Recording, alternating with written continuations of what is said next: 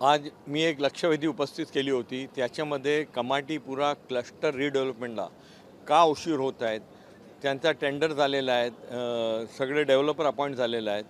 सन्मान्य मंत्री महोदयाने हे स्पष्ट सांगितले आहेत की 8 दिवसाच्या आत ते ऑर्डर रिलीज करणार आहोत, डेव्हलपरला वर्क ऑर्डर देणार आहोत आणि 2 महिन्याच्या आत ते कामाची सुरुवात होणार आहे. हे मोठी उपलब्धी आहे. 14 वर्षापासून कमाटीपुराचे जे लोक आहेत त्या आजच्या दिवसासाठी वाट बघत होतं.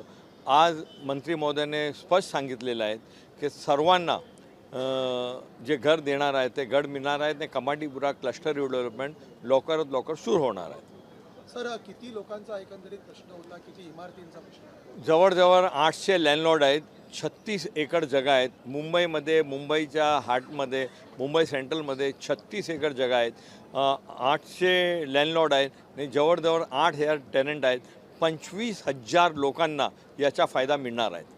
सर, उमरखाडीच्या संदर्भात देखील आपली एक मागणी होती, त्या संदर्भात देखील आपलं आश्वासन आहे? उमरखाडी जे PMGचा प्रोजेक्ट आहे त्याच्याबद्दल अनेक वर्षापासून माझी मागणी होती की जवळजवळ 1,000 मराठी परिवार आहेत तिकडे, त्यांच्या जे रिडेव्हलपमेंट झालं पाहिजे.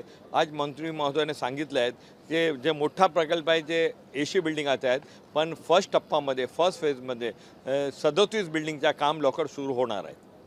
सर, PMGP इमारतींचा प्रश्न देखील अद्यापही प्रलंबित आहे पुनर्विकास संदर्भात. जे PMGPच्या बिल्डिंग आहे ह्याच्यामधले जे कमाटीपुराच्या बिल्डिंग आहेत, PMGP टोटल मुंबईमध्ये 66 बिल्डिंग आहेत. त्यांचा रिपेअरसाठी निधी पाहिजे. ते मुंबईमध्ये आहेत, उमरखाडीमध्ये आहेत, कमाटीपुरामध्ये आहेत, नागपाडामध्ये आहेत, वर्लीमध्ये आहेत, नायगावमध्ये आहेत.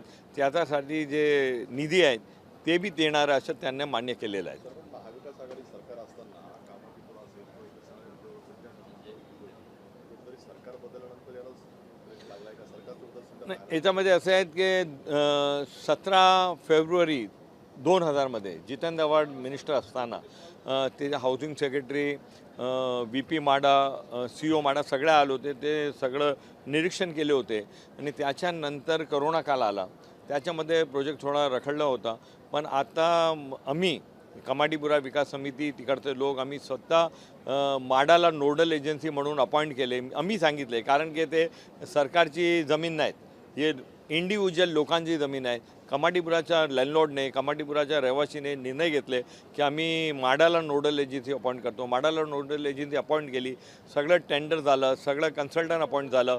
आता डेव्हलपर आयडेंटिफाय झालेले आहेत. त्यांनी म्हटलेले आहेत की या आठवड्यामध्ये 1 आठवड्यामध्ये ते वर्क ऑर्डर रिलीज करणार आहोत आणि 2 महिन्यामध्ये काम सुरू होणार आहे. सर, हिंदी में इसको लेके कमाटीपुरा को लेके क्या?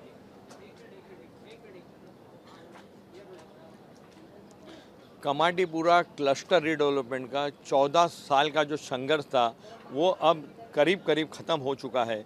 आज मेरी लक्ष्यविधि के ऊपर माननीय मंत्री ने यह आश्वासन सदन के अंदर दिया है कि 1 हफ्ते के अंदर जो टेंडर कॉल किया गया था, जो डेवलपर अपॉइंट किया गया था, उनको वर्क ऑर्डर रिलीज़ हो जाएगा और डेवलपर आने वाले 2 महीने में इसको काम को शुरू कर देगा.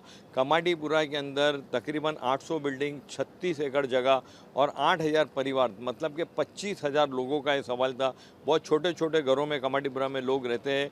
उनको 500 स्क्वायर फीट का 2 बेडरूम हॉल किचन का घर मिलेगा. लैंडलॉर्ड को 50 मीटर के ऊपर एक घर मिलेगा.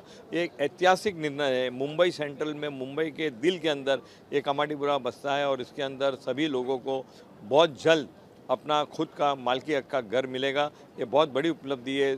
17 फरवरी 2000 को ये निर्णय हुआ था जब वहाँ उस वक्त के मंत्री Jitendra Awhad, housing secretary VP माडा और सभी लोग ने विज़िट किया था.